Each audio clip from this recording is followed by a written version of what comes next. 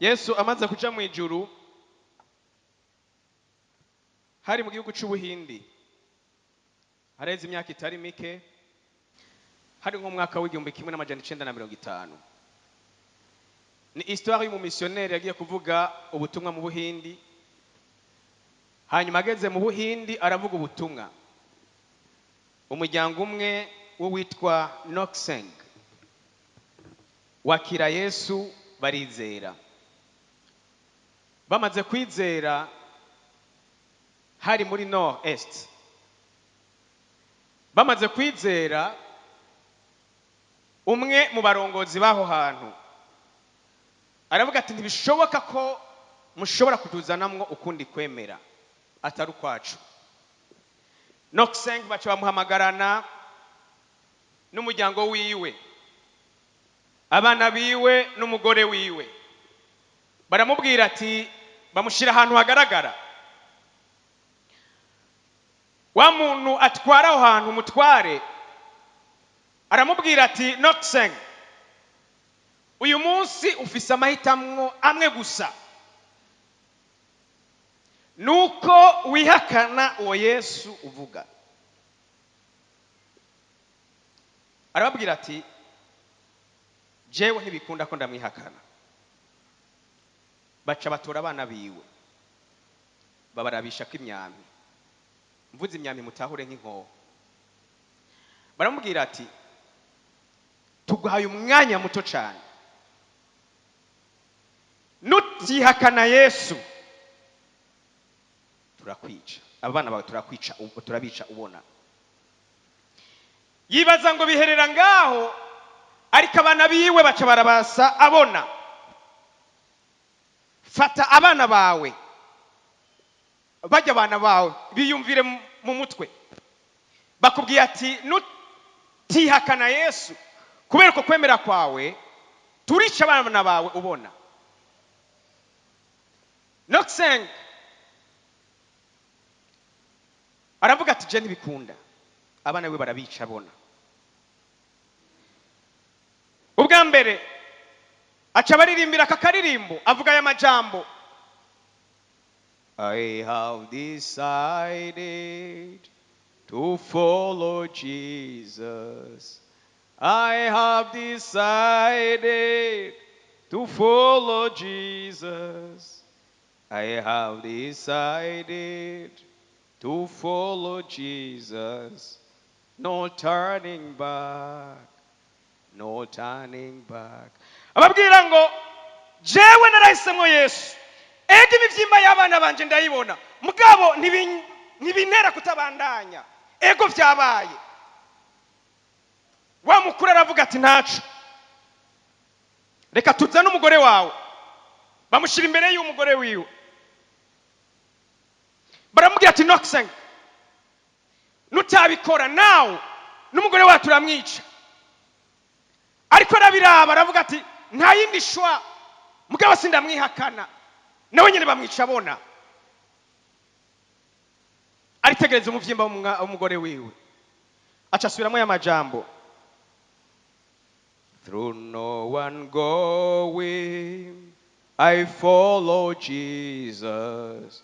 Though no one going, I follow Jesus. Though no one going, I follow Jesus. No turning back. No turning back. Ababwira ati nubwo umugore wanje yagiye, nubwo atanumwe twojana, jewe narahisemwo gukurikira Yesu. Wa mukuru aravuga ati ibi bintu nibibaho, nta muntu nahora ambwira ibi akabandanya kukwemera, kuko kwemera ya Kristo umengo n'ubusazi. Aravuga ati no, ubu naho hageze wewe, kandi ndaguhaye umwanya muto, ndakwica, mugabo ihakane Yesu. Imbere yuko amwica, abana biwe ntabakibona, umugore wiwe ntabakibona, bose bagiye. Aca muririmbira indirimbo, aca ivuga ya majambo ati the cross before me, the world behind me. Ati umusaraba imbere, ariko isi inyuma, ariko kumuheba Yesu nibikunda. baca bafata mu Buhindi, umuryango wose barawica. Ariko hacaba ikibazo, wa mukuru baramuhamagaza ati byagenze gute? Ati natangajwe n'ingene umuryango waseguye mukira Yesu. Wa mukuru mu maraporo yatanze aca avuga ati naje ubwanje, nubwo ari jewe namwishe, nubwo ari jewe namaze umuryango, decision ya mbere fashe nuko misemo gukurikira Yesu. Village yose ikivuga ati natwebwe nuko duhisemo gukurikira nde? Yesu. No mu mwaka wa 1950 aya majambo bayatwara inaye bayitwara muri Amerika. Umuririmbyi yitwa William acashira muri melody, acaririmba ati msalaba mbele dunia nyuma, msalaba mbele dunia nyuma, msalaba mbele dunia nyuma, sitarudi sitarudi. Bisoma byahishura Yohana. Aya majambo niko nababwira ahwanye n'ivyo twiye kuganira kuno munsi. Tuza kuganira kubijanye no gusubira ku rukundo rwa mbere twahora dukunda Kristo. Bijanye n'aya majambo twariko kurumva kuri uyu missionnaire, wewe yavuze ati jewe nibikunda ko subira inyuma kubera namwizeye. Mbega wo bari wo musima muno munsi dufise mu kwizera kwacu. Ibyahishura Yohana igice cya 2 ku murongo wa mbere gushika ku w'indwi. Yohana numwe mu bigishwa ba Yesu yanditse amajambo. Yohana numwe azi amakuru ya Yesu, novuga ko ari numwe mu bigishwa Yesu yakunda nkuko bibiri vyerekana, kuko baberekana ko yama mu gikiriza ca Yesu. Aya majambo dusomye yayanditse mu mwaka ushika kuri 95 Yesu amaze kuva ku isi. Iki gihe ishengero ryari mu bibazo bitandukanye kandi bikomeye. Ubwa mbere na mbere Yesu amaze kuduga mu ijuru, habayeho ibihe bidasanzwe. Muribuka ariko araduga Yerusalemu, agiye kuzobambwa. Agira ashiki Yerusalemu yavuze ati ewe Yerusalemu, iyo umenye iki munyishure, iyo umenye iki ivy'amahoro.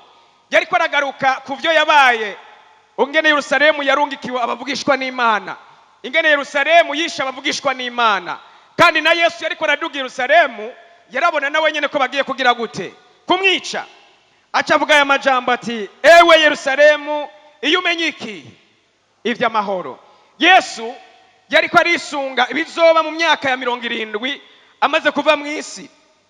Haje abami abamperere batandukanye, ariko nogaruka kuwitwa Nero n'uwitwa Domitien. Baraba emperere baganza kandi batwara nabi, ariko uwitwa Domitien wewe yaje agwanya cyane ubukristo. Muriko muranyumva? Agwanya ubukristo. Ico gihe yafata abakristo akabakoresha ibikorwa biteye ubwoba. Niho rero mu mwaka wa 1995 yafata Yohana nawe nyene ariko aravuga ubutumwa bwiza, aca muterera mu kizinga citwa gute? Ikizinga citwa gute? Ikizinga citwa gute? Aha, ico kizinga ugiye gusoma n'ahantu habi bashira imbohe. Ariko tuvuze ikizinga mwumve ile nka kujya umusozi wo muri Tanganyika, bagaca bagukuraho ngaha mu bantu bakagutwara muri ile. Nta mazi yari afise meza kandi nta n'ivyo kujya byari bihari. Ibikorwa byakorerwa muri ile ahanini byari ibikorwa vy'inguvu by'abaprisonnier. Yohana kubwo ubutumwa bwiza bamutwarayo, bamutwayeyo nta kindi cyaha yari yarakoze. Yari yavuze iki? Yari yavuze iki? Ubutumwa bwiza. Ku gice cya mbere cya Yohana ndahakunda cyane.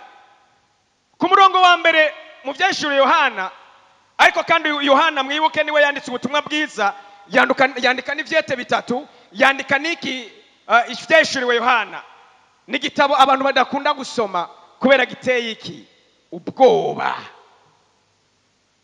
Ni bande baherutse gusoma ivyeshuriwe Yohana ngaha? Ndababona. Ivyeshuriwe Yohana ubwa mbere harimo ibintu bidatahuritse bimwe bimwe. Ce sont des mystères. Ariko kandi ni gitabo kiza kutwereka impera y'ukwizera kwacu n'ukwemera kwacu. Haleluya. Itanguriro kuvayo abarewe guharura gusubira mu vyagezwe haratwereka ingene icaha caje mw'isi. Haratwereka mu kuvayo ingene Imana yateguye ingene abantu bazocungurwa berekana ishusho ya Kristo. Ariko kandi mu gusubira mu vyagezwe hatwereka ingene Imana yagenda irazana amabwirizwa kugira ngo abantu bagire gute batahure. Abarewe guharura ukabandanya turabona n'abaprofeti bakuru ingene baza babwishwa ivyo kuza kwa Yesu aje kudukura kwiki icaha tubona mu itanguriro. Amen. Tubona Yesu atangura ibikorwa vyiza akiza abagwaye. Tubona Yesu ariko aravuga ivy'ubwami bw'Imana mu butumwa bwiza. Tubona rero ivyete vyanditswe na Paulo yahuye na Yesu amwiyereka mu mwaka ugira 35. Yesu amaze kuja mu ijuru niho yahura na Yesu ari mu nzira ija hehe i Damasiko. Musome vyakozwe n'intumwa. Ariko kandi Paulo niwe yabandanije ari mu ntumwa za mbere. Tubona banditse n'ibintu vyinshi mu gice ca 19. Rero tubona ingene yatanguje ishengero rya hehe ryo muri Efeso. Mu butumwa bwiwe tubona ingene ishengero rya Efeso mu gice ca 19 muze kuhasoma ingene ryari rifise ubushobozi bwa Mpwemu Yera bwa mbere. Mbega iri shengero ryarangwa niki? Ryari rifise ubushobozi bwa Mpwemu Yera. Niho tubona abagwaye bazana ibitambara bakagira gute bagakira. Niho twabona ubumwe mu ishengero bumwe budasanzwe muze gusoma mu vyakozwe n'umwa 19. Niho tubona ingene basesangura impwemu zihumanye n'izidahumanye. Muriko murabitahura? Ndiko ndabazana muri historique kugira ngo mubitahure. Iri shengero ry'Efeso mu mwaka wa 55 hagati ya 50 na 55 Yesu amaze kuja mu ijuru niho Paulo rero yarigendera. Iki gihe iri shengero ryarangwamwo ubushobozi bwande bwa Mpwemu Yera. Hanyuma iri shengero ryo muri Efeso uko bariko barajyandika ngaha nukuvuga inyuma y'imyaka 40 Paulo yarigendeye mu mwaka wa 55. Ariko ngaha ya majambo Yohana yandika mu mwaka wa 95 nukuvuga inyuma y'imyaka 40. Nukuvuga ko haba hari abantu bakiriho bazi by'iryo shengero. Nibyo canke sivyo? Nivyo. Mama Gloria ngaha ugerageje kwibuka nk'ibintu byo mu myaka 40 niwo kwibuka bimwe bimwe wovyibuka sivyo? Iri shengero ryari shengero rizwi nk'ishengero ryuzuye ubushobozi, rizwi nk'ishengero risesangura doctrine. Ntibemera ibintu bija mu ishengero batemera. Ryari shengero rikuze. Iri shengero rero muri doctrine bari babizi hehe ku mutwe. Mbega ngaha muri Shalom aha mwese nimuzi ivyaha umuntu yoyibadondagurira hari warinda kuzingurura Bibiliya ntimubizi. Aha. Iri shengero ry'Efeso niko vyari bimeze. Doctrine y'ivyo bizera bari bayizi. Ivyo bemera bari babizi. Inyigisho z'ibinyoma bari bazizi. Mu mwaka wa 95 Bibiliya ndayikunda cyane. Usomye ku gice ca mbere Yohana bamutwaye mu kizinga ca Patimo. Yohana arahantu adafise liberté. Ariko Bibiliya ivuga mu gice ca mbere ngo ku munsi w'Imana nari hehe. Mwibaze umuntu ata liberté physique afise, umuntu atamazi afise, umuntu atavyo kurya afise. Bibiliya yavuze ngo ku munsi w'Imana ntivyamujije kuja hehe muri Mpwemu. Atangura kumva ivy'ijuru, atangura kumva ivyo yeretswe. Ku murongo wa 11 ngo rivuga riti cubona ucandike mu gitabo ukirungikira amashengero 7. Ijya mbere batanguriye ko ryari shengero rya hehe ryo muri Efeso. Rya shengero ryari ryuzuye Mpwemu Yera. Rya shengero ryari ryuzuye kuraba ama doctrine. Umviriza rero birangira ishengero.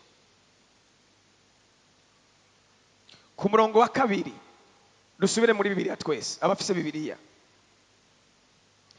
Yohana yandikirira ishengero, twabonye mu gice ca mbere Imana imubwira kwandikira amashengero ndwi. Ku murongo wa kabiri igice ca kabiri havuga ngo rya shengero ryo muri 50 Paulo yagendera, Imana irirungikiye 9 mu mwaka wa 95. Havuga ngo ndazi iki?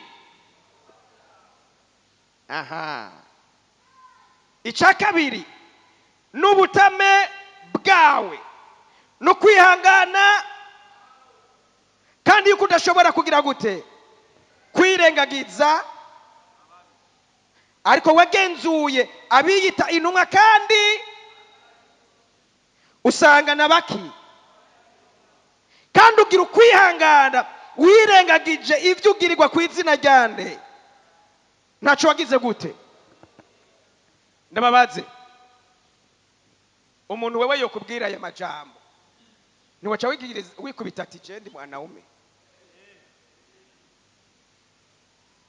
Ishengero mu mwaka wa 95 inyuma y'imyaka 50 Paulo avuyeyo ryari rigifise ako kantu doctrine, maneno,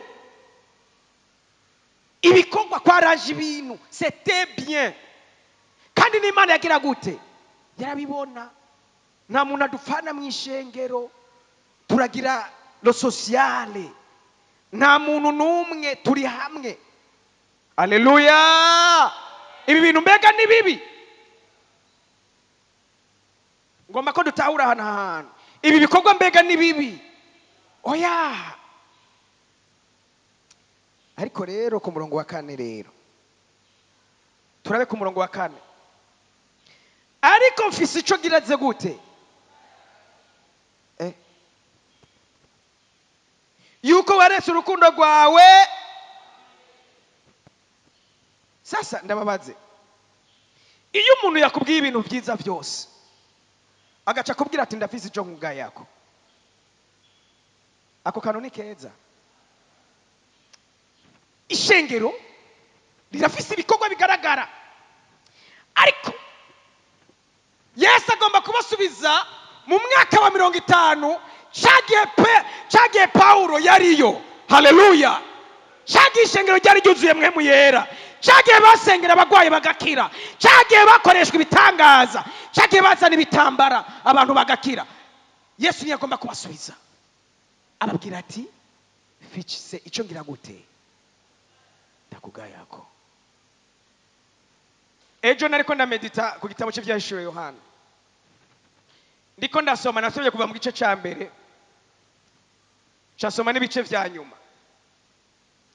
Ndiyumvira iyo twavuye, ndiyumvira Imana yadukuye, ndiyumvira Imana itaduhaka kizingene tuba tumeze, ndiyumvira ivyo twakiriye, ndiyumvira ingene twahura dusenga. Umuntu wese arafise igihe yahuye na Kristo, kila mtu arafise igihe bahuye, kiretse utabizi uno munsi nza kumamagara vyakire. Umuntu wese arafise umunsi bahuye nande na Kristo. No munsi ngomba kusubira kurya munsi, igihe wari ukifise imbabazi, igihe wumva usenga. Uyesa tubwira kwihana, uyesa tubwira kuja muri rwa rukundo rwa mbere, yaratubwiye n'inzira, yaratubwiye na finalite yayo. Haleluya! Singira gukekeranya na kumwe, inyuma y'ubuzima tuzobana na Kristo mu ijuru. Kandi ndababwira ikintu kimwe, chers amis, ngomba kubaremesha. Nimba Yesu yavuze ati ndi intango, alpha na omega, il connaît nos douleurs, aratuzi, arazi iyo turi. Jisho y'Imana rirabona na namwe. Nimba yabwiye abanyefeso ati ndazi ibikorwa byawe nuko atuzi malgré nos faiblesses, arazi ko tuvyuka tuduga, arazi ko bitunanira, aragomba mbwa ko dusubira kuvyuka tukagira inkomezi. Eske ni bande bafise ayo marira yo kati Father ndipfuza gusubira kunywana nawe.